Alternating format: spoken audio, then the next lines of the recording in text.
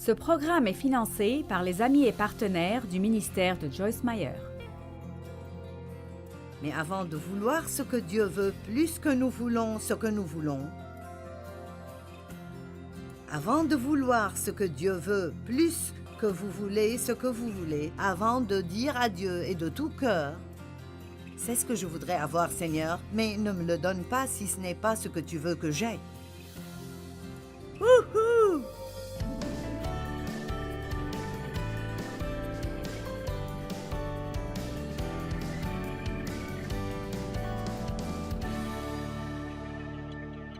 Ce soir, je veux vous parler de l'importance de la condition de votre cœur. Quelle est la condition de votre cœur? Et je ne parle pas de votre cœur physique. Je parle du cœur de l'homme, la partie la plus profonde de notre être, ce que Dieu appelle notre cœur. Êtes-vous satisfait? Qu'est-ce qui arrive là-dedans? Est-ce que vous vous confiez à Dieu, même s'il y a des choses dans votre vie que vous ne comprenez pas? Ou peut-être que votre cœur est plein de confusion et n'est pas si satisfait là-dedans? Êtes-vous heureux pour d'autres personnes lorsqu'elles sont bénies? Et quand elles obtiennent ce que vous voulez et vous ne l'obtenez pas, êtes-vous toujours heureux? Vous faites assez confiance à Dieu pour dire « Dieu, si tu ne m'as pas donné cela, alors ce n'est pas encore bon pour moi et tu as quelque chose de meilleur en tête pour moi. Je sais que tu m'aimes et tu ne m'excluras jamais de tes bénédictions. » Et c'est si bon d'avoir un cœur heureux. C'est si bon d'avoir un cœur confiant. Combien de soupçons avez-vous dans votre tête? Êtes-vous en colère contre quelqu'un? Y a-t-il du ressentiment dans votre cœur? Est-ce que vous êtes un petit peu en colère contre Dieu parce que la vie ne va pas tout à fait comme vous le pensiez? Vous avez des critiques et du jugement, des pensées lascives. Vous savez, Dieu nous appelle à avoir un cœur parfait. Et le mot parfait peut être très effrayant pour nous, mais je ne crois pas que, tant que nous sommes dans un corps humain, nous aurons un jour un comportement parfait, mais je crois que nous pouvons avoir un cœur parfait.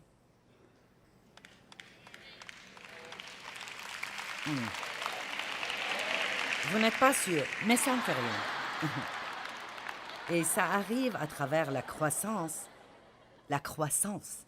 Aucun de nous n'est arrivé, mais nous pouvons grandir. Et je pense que Dieu aimerait mieux avoir quelqu'un avec un cœur parfait. Et disons juste simplement qu'un cœur parfait est quelqu'un qui veut faire ce qui est bon de tout son cœur. D'accord? Quand j'ai dit avoir un cœur parfait, vous avez fait... Certains d'entre vous ont applaudi, mais vous avez fait... Mais vous voyez, je ne fais pas ce qui est bon dans toute situation chaque jour de ma vie. En fait, chaque jour, je ne fais probablement pas quelque chose de bien. Mais je veux faire ce qui est bon. Amen. Et si vous voulez faire ce qui est bon, et probablement beaucoup d'entre vous ressentent ceci, ou vous ne seriez probablement pas ici à moins que vous aimez les événements ou tout ce qui est dans l'amphithéâtre, ou je ne sais pas, vous savez. Vous pensez juste que je suis une femme drôle ou quelque chose comme ça. Mais d'habitude, les gens qui viennent à quelque chose comme ça après avoir travaillé toute la journée, et certains d'entre vous ont voyagé, vous voulez apprendre, vous voulez grandir, vous savez. Mais je veux que vous gardiez en tête que nous ne vous parlons pas à vous seulement, mais il y a littéralement des millions de gens qui écoutent ce même message à travers le monde entier. Et je suis convaincue que de toutes ces personnes, il y a probablement quelques-unes dont l'attitude n'est pas « je veux tout faire comme il faut ». Et alors, j'espère que ce que je dis vous aidera à réaliser qu'avant de vouloir ce que Dieu veut, nous ne serons jamais heureux. Avant de vouloir ce que Dieu veut, nous ne serons jamais heureux. Nous passons tous beaucoup de temps à essayer que Dieu nous donne ce que nous voulons. Mais avant de vouloir ce que Dieu veut plus que nous voulons ce que nous voulons, avant de vouloir ce que Dieu veut plus que vous voulez ce que vous voulez, avant de dire à Dieu et de tout cœur, c'est ce que je voudrais avoir, Seigneur, mais ne me le donne pas si ce n'est pas ce que tu veux que j'aie. Wouhou! Je vais aller de ce côté et parler à ces gens-là.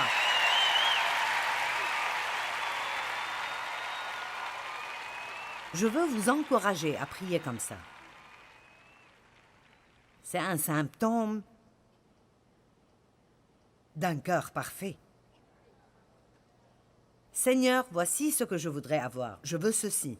Demandez n'importe quoi. Mais Seigneur, si ce n'est pas ce que tu veux que j'aie, alors ne me le donne pas parce que, bien que je veuille cela, je veux ce que tu veux plus que je veux ce que je veux. Maintenant, ceci est une prière puissante. Et ça vaut bien votre trajet jusqu'ici. Parce que si vous allez et vous commencez à prier ceci, de bonnes choses vont commencer à arriver. Maintenant, j'ai 7 caractéristiques d'un cœur parfait dont je vais essayer de vous parler. Et je sais que Dave rit déjà parce que ce qui arrive d'habitude est que j'enseigne sur 2 ou 3 et puis je parle rapidement du reste. Mais nous allons commencer et nous allons voir ce que Dieu fera. Donc, le premier passage que je veux lire est 2 Chroniques chapitre 16. Et je vais commencer par le verset 7.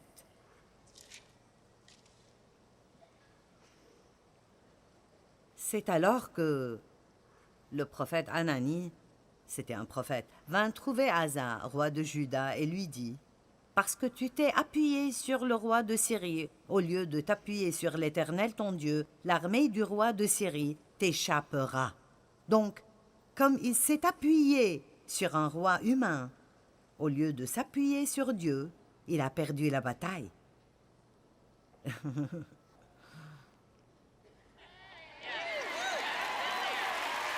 Je vais le redire plus simplement. Comme il s'est appuyé sur son conseiller qu'il voit chaque semaine, au lieu de s'appuyer sur le Seigneur, il n'y a pas de mal à avoir un peu de conseil, mais vous feriez mieux d'aller chez Dieu d'abord. Amen.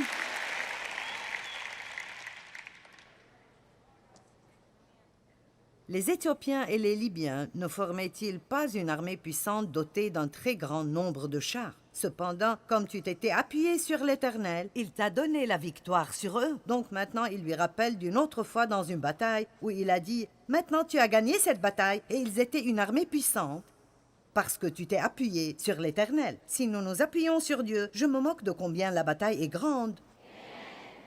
Toutes choses sont possibles avec Dieu.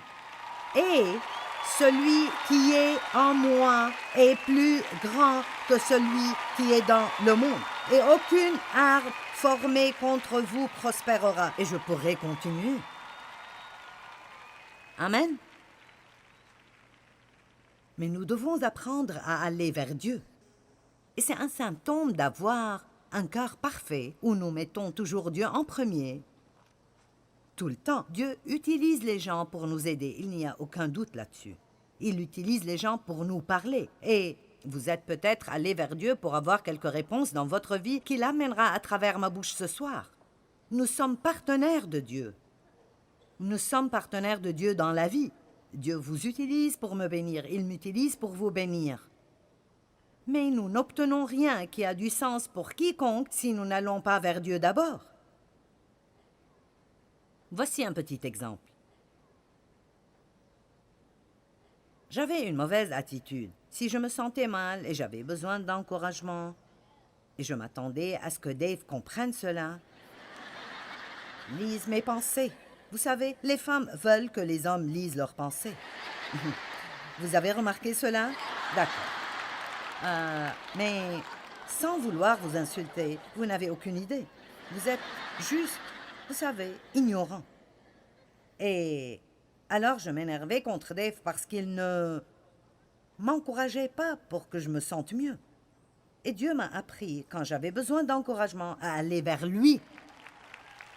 Dieu, j'ai besoin d'encouragement. Encourage-moi. Fais-le surnaturellement ou à travers qui tu veux. Mais encourage-moi. Et puis parfois, Dieu utilise Dave, et puis parfois, il utilise quelqu'un d'autre. Mais si nous ne commençons pas à aller vers Dieu, en premier, à croire qu'il utilisera celui qu'il veut utiliser, nous serons en colère contre quelqu'un tout le temps parce qu'il y aura toujours quelqu'un qui ne nous donne pas ce que nous pensons qu'il devrait nous donner pour que nous nous sentions mieux.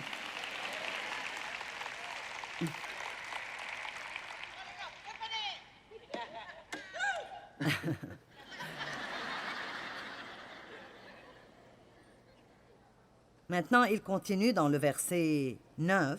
« Car l'Éternel parcourt toute la terre du regard. » Dieu cherche quelqu'un.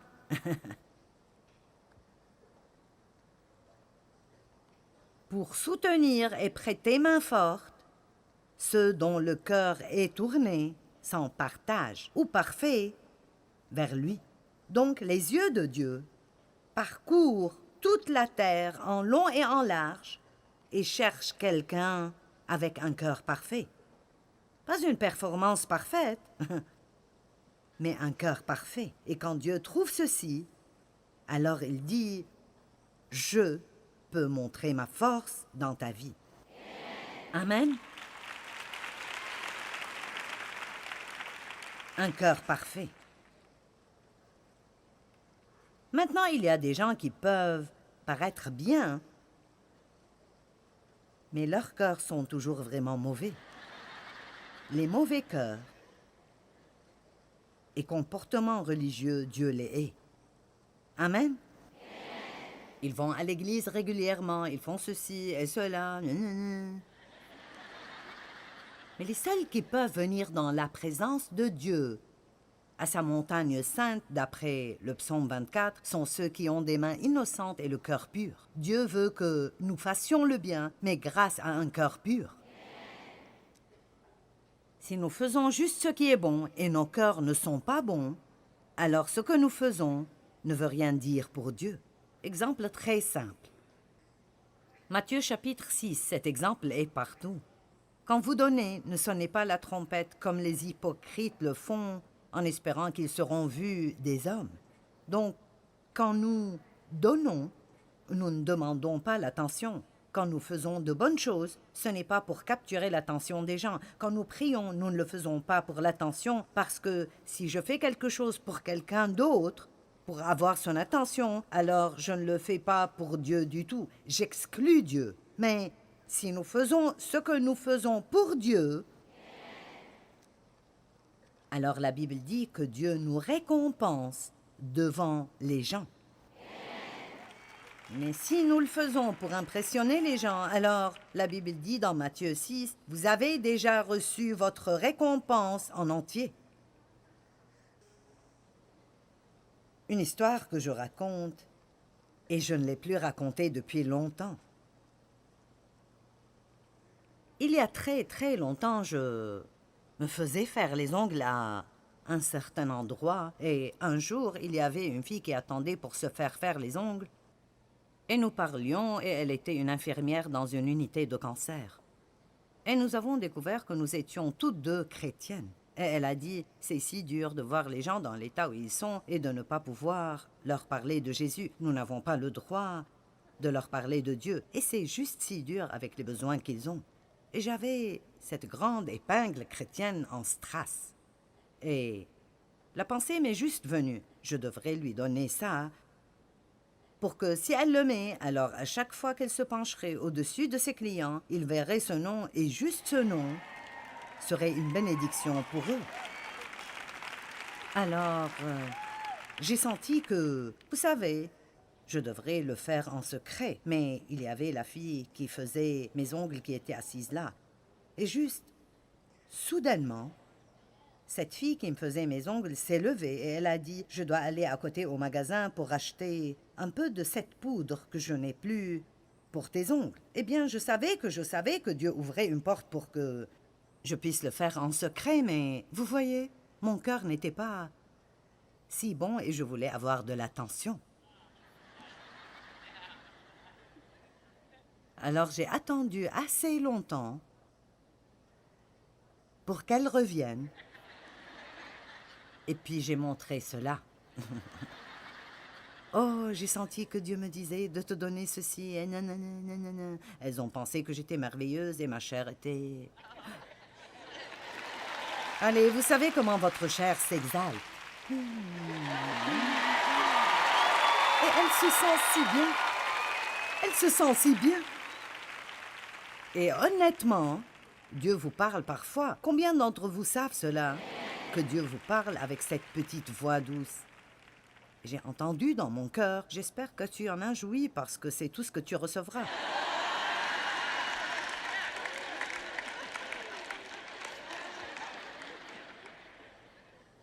Donc, nous pouvons faire de bonnes choses. Mais si nous les faisons pour que les gens nous voient ou pour être remarqués ou pour être admirés, alors vous ne le faites pas avec un cœur parfait. Quand vous faites le bien, quelqu'un vous verra peut-être, mais que ce ne soit pas votre motivation. Alléluia. Vous savez que la chair aime être vue. La chair aime les applaudissements. Oh!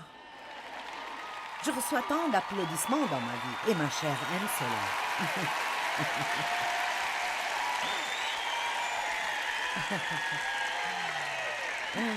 Et puis, je dois prier pour m'en débarrasser, vous savez. Dieu, je suis loin d'être aussi merveilleuse que tout le monde pense que je suis. Très bien, Matthieu 23, 1 à 4.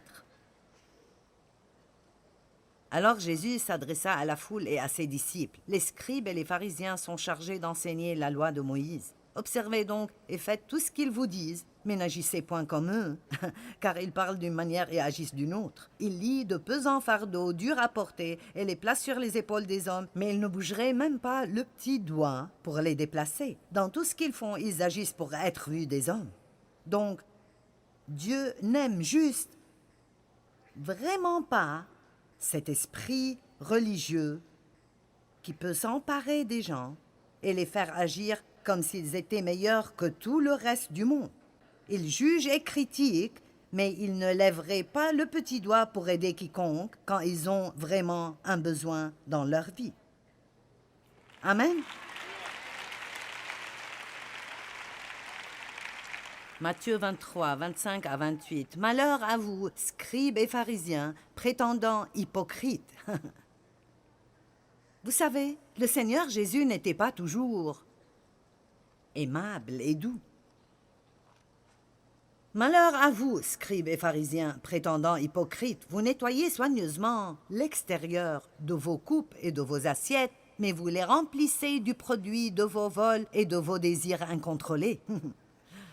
Pharisiens aveugles, commence par purifier l'intérieur de la coupe, le cœur, commence par purifier l'intérieur de la coupe et de l'assiette, alors l'extérieur sera pur aussi. Vous voyez ce qu'il nous dit, et si vous avez un cœur droit, alors cela se montrera au dehors. Nous devons travailler sur l'état de notre cœur, et puis les bonnes œuvres avec les bonnes motivations suivront ce bon état de cœur.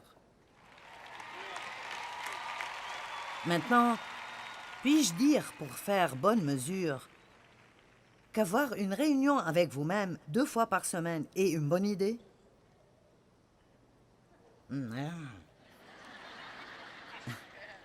Ayez une réunion avec vous-même et demandez à Dieu de briller de sa lumière sur votre cœur pour vous montrer ce que vous avez dedans qui ne devrait pas y être. Et croyez-moi, il sera heureux de le faire. Et non sous la condamnation, mais afin que nous disions « Dieu, aide-moi à arranger ceci ». Parce que je ne veux pas garder cette amertume ou cette colère. Je ne veux pas être jalouse. Je ne veux pas être comme ça, avoir un cœur droit. Je ne veux pas être comme ça. Change-moi, Dieu. Change-moi. Je ne veux pas être comme ça. Ne pas faire d'excuses pour le mauvais comportement, mais dire « je ne veux pas être comme ça ». Verset 27. Malheur à vous, scribes et pharisiens, prétendants hypocrites, car vous êtes comme ces tombeaux crépis de blanc qui sont beaux au dehors, mais à l'intérieur, il n'y a qu'ossements de cadavres. Donc, si vous pensez que je suis sévère avec vous, je suis probablement plus gentil que Jésus l'était, spécialement avec tout ce qui se passe dans le monde aujourd'hui. Amen. Et nous n'avons pas besoin de tout l'embellissement dans nos prédications. Nous avons besoin de personnes qui disent « Jésus revient bientôt et nous devons être prêts quand il vient. » Amen. Et laissez-moi vous le dire, ce n'est pas le moment dans le calendrier de Dieu pour faire des compromis. C'est le moment de tenir fermement, de savoir ce que la parole dit et d'être rempli de l'Esprit Saint pour qu'il vous donne la capacité d'être comme Christ dans votre comportement. Parce que le monde recherche Jésus et ils ne le verront pas excepté à travers nous. Le Seigneur revient bientôt. Amen. Eh bien, comment le sais-tu? Eh bien, parce que la Bible le dit.